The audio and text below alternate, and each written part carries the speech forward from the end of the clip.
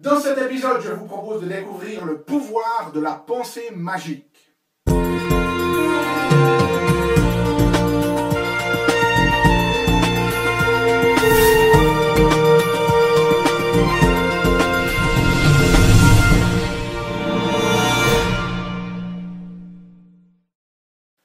Parce que la vie est bien trop magique pour être petite et que nous avons tous besoin d'une prescription pour grandir en conscience et faire que nos rêves dévorent notre vie. Bonjour, je suis le Dr Yannick Poli, bienvenue à un nouvel épisode d'une grande vie et vous le savez, chaque semaine dans ces épisodes, je vous propose de découvrir des stratégies pratiques pour grandir en conscience, qu'elles soient d'ordre physique, émotionnel, psychologique ou spirituel, parce que c'est cette conscience qui est au cœur de notre évolution en tant qu'être humain et d'une vie pleinement vécue.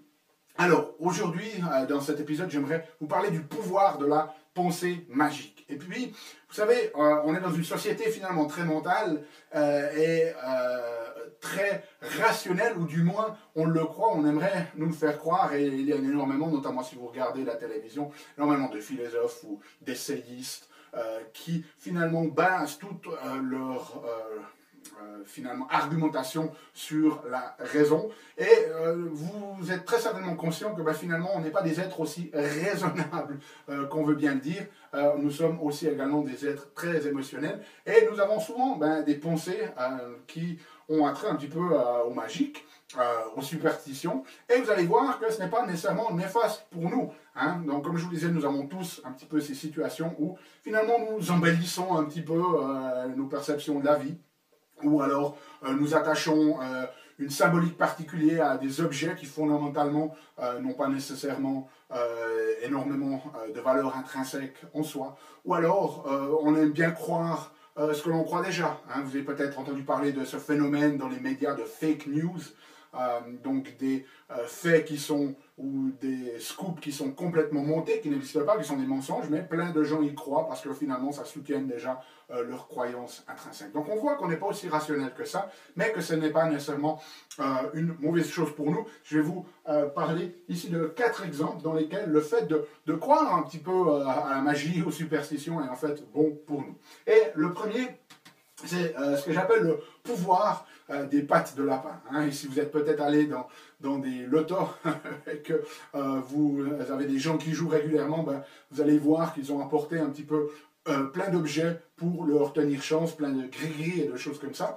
Et moi j'ai fait longtemps du sport, j'ai fait du foot, et puis je peux vous dire que dans le vestiaire, c'était vraiment un condensé de superstitions entre les joueurs qui mettaient toujours les mêmes chaussettes, ou qui mettaient leur protège-tibia toujours en commençant par la gauche et ensuite par la droite. Il y avait ces formes de rituels un petit peu superstitieux pour se donner chance, et qui finalement croyaient dur comme fer que s'ils sortaient de leur rituel, ça allait les affecter dans leur performance. Et en fait, ce qu'il faut rendre compte, c'est que c'est un petit peu vrai. Il y a des études qui montrent que si vous croyez en votre chance, si vous croyez dans le fait d'être chanceux, si vous croyez dans ces rituels, dans ces superstitions, ça va augmenter en fait votre confiance en vous-même, et ça va augmenter votre performance, et puis ça va aussi augmenter la persistance que vous avez face à des problèmes et des challenges et des obstacles, et ça va aussi augmenter votre motivation. En fait, on pourrait penser que si on pense que l'on est chanceux et que ces rituels, ces superstitions nous aident,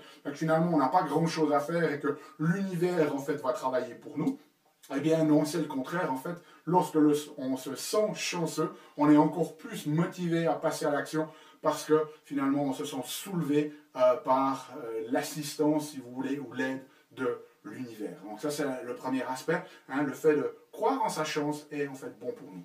Et puis l'autre aspect, c'est que le fait de souhaiter bonne chance à quelqu'un d'autre, eh bien ça l'aide aussi. Il y a des études très intéressantes où ils ont pris des groupes de sujets qui devaient résoudre certains tests qui étaient basés sur en fait la dextérité manuelle. Et normalement, ces tâches, lorsqu'on demande aux gens de les faire, il leur faut environ 5 à 6 minutes pour le faire. Et dans une étude, ce qui était fascinant, le simple fait de souhaiter bonne chance à un groupe de personnes par rapport à un groupe de contrôle, eh bien les personnes à qui on a souhaité bonne chance, leur résultat sur ce test de dextérité manuelle était de 3 minutes 11 secondes, alors qu'en moyenne, il faut entre 5 et 6 minutes pour le faire. Donc ça améliore la performance des gens. Donc voilà à quel point croire aux pattes de lapin ou autres gris-gris peut être bon pour vous.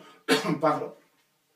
Deuxième situation dans laquelle le fait d'avoir recours à la pensée magique peut être bénéfique pour nous, c'est de croire au destin. Alors on peut avoir chacun une philosophie, de savoir si vous croyez en un univers qui est ordré, qui a une forme de sagesse derrière la forme, ou si vous pensez que c'est purement chaotique.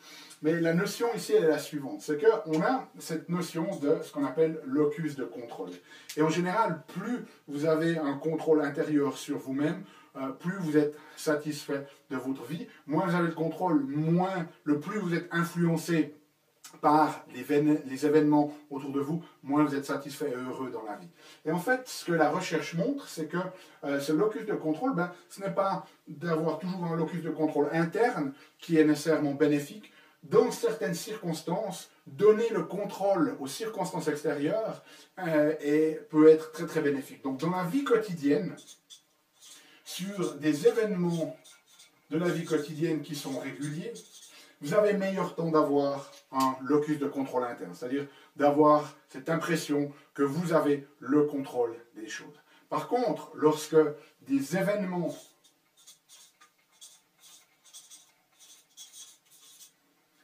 proviennent du hasard, tout d'un coup vous vous trouvez dans une catastrophe, vous êtes au bord de mer et il y a un tsunami ou des choses comme ça, ou vous êtes passager dans un accident d'avion ou dans un carambolage sur sur l'autoroute, pardon. Si vous vous trouvez dans une situation où des circonstances extérieures qui ont absolument à voir avec le hasard sur lequel vous n'avez aucun contrôle, à ce moment-là, finalement, donner le contrôle à l'extérieur, partir dans la notion pour pouvoir donner un sens à ces événements, de dire voilà, c'était écrit.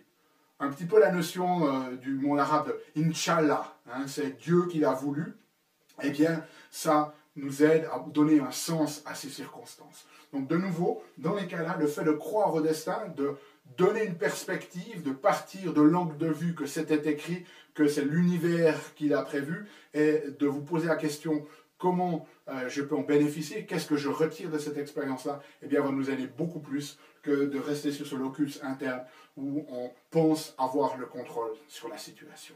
Okay? Troisième notion, c'est l'utilisation de potions magiques. Et moi, j'ai toujours le souvenir de cet épisode des Schtroumpfs, je ne sais pas si vous l'avez vu, mais les Schtroumpfs avaient organisé une course.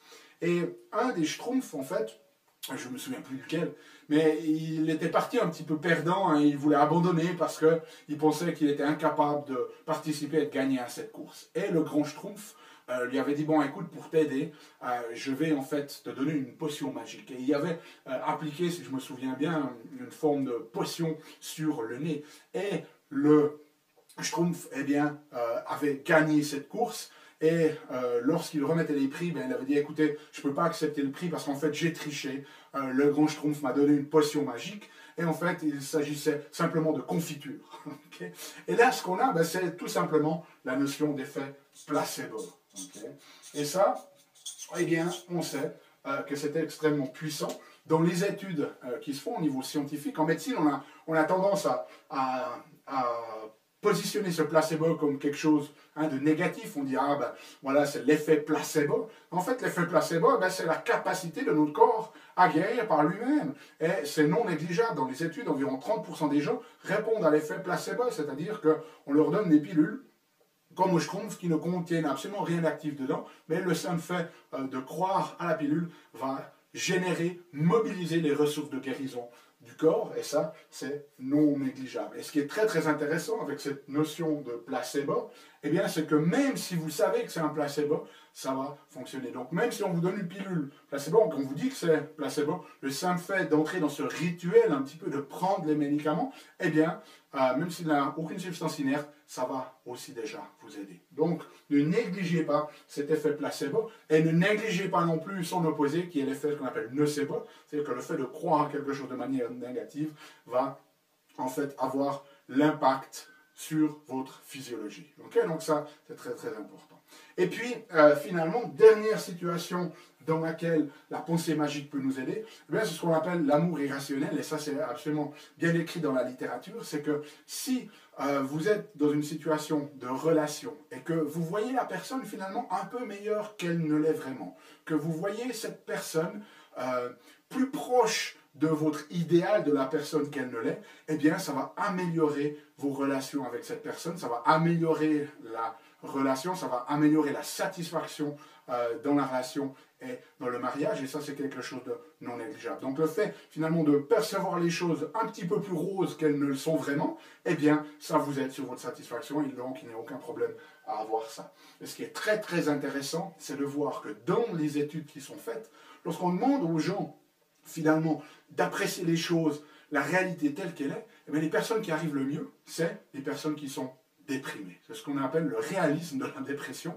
Et donc, on voit que les gens qui sont heureux, ben, finalement, ils s'inventent des fois un monde un petit peu plus bisounours, un petit peu plus rose qu'il ne l'est vraiment. Ils ne sont pas vraiment complètement rationnels par rapport à ce qui se passe, mais c'est ce qui leur permet d'être heureux. Donc, voilà, mettez ça en pratique. N'hésitez pas à utiliser cette pensée magique. N'ayez pas peur de cette pensée magique, car elle est bénéfique pour nous. Laissez-moi savoir comment ces recommandations fonctionnent pour vous. Nous, on se revoit bientôt dans un nouvel épisode. D'ici là, souvenez-vous, aimez la vie, émerveillez-vous, et puis contribuez chaque jour un petit peu plus.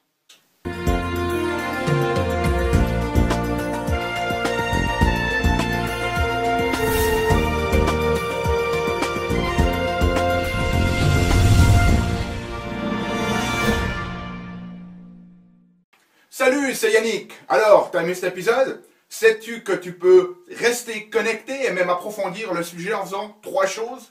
La première, tu peux t'inscrire à mon compte YouTube. De cette manière, tu seras informé des prochains épisodes. La deuxième chose que tu peux faire, c'est approfondir le sujet grâce à ce DVD, les 7 clés d'une grande vie. Il est complètement gratuit. C'est le DVD d'un atelier que j'ai fait de 2 heures environ qui explique les bases de la méthodologie et qui vous donne des exercices pratiques dans la méthodologie Une grande vie. Donc il est gratuit. Tout ce que tu as à faire, c'est cliquer sur le lien. Et troisième chose, eh bien, je t'invite à me rejoindre sur mon blog où tu trouveras la transcription de cet épisode et aussi où tu peux t'inscrire, laisser ton email afin que je puisse t'envoyer les prochains épisodes. Donc moi, je t'invite vraiment à recevoir ce DVD puisqu'il est gratuit. À bientôt.